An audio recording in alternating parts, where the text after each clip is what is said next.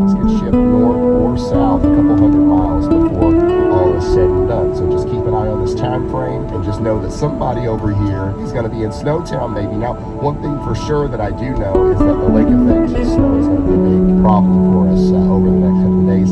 That one doesn't really change a lot based off of little differences in the models. You're going to be hearing a lot about this over the next couple of days, guys. There is a big weather pattern shift coming. There's potentially some major cold on the way. Don't buy into the hype.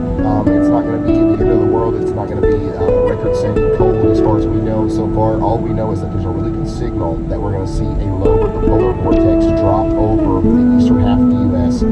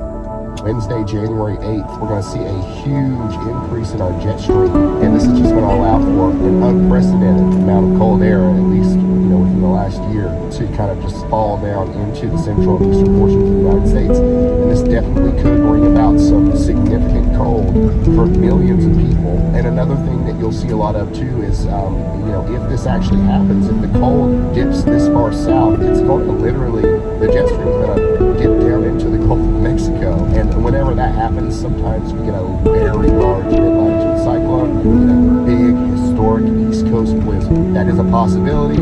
There's no way that anybody knows. Anybody on TikTok or anybody that's trying to tell you that they know for sure that we're going to have a big blizzard, they're just filling you full of it right now, trying to make money off of your ad clicks or whatever. But just do know that we do have a really interesting weather pattern system coming up, and I'm very excited for it. I love snow, but even I, the big weather weenie YouTube weather guy that I am, I'm not going to hype up a snowstorm just yet. The only thing that I'm confident in saying is that we are going to have a major pattern shift. Like right now, most of us are warm. In fact, we're going to have record high temperatures potentially today in Texas. It's really warm up in Canada right now, and like I've been saying for weeks, whenever we get a big positive trend like this, what goes up must come down, and it's going to come down in a big way as we go into January. Our first big push of cold air is locked in here, and basically this channel below average temperatures is going to set the path for that higher quality cold air to come in behind it. Another good punch of cold air is going to come into the north, especially around Saturday and Sunday, and then the big push is going to happen once again around Wednesday, January 8th, where some places could get 40 degrees below normal, but most of us will be 10 to 20 degrees below normal during the peak of this major cold snap.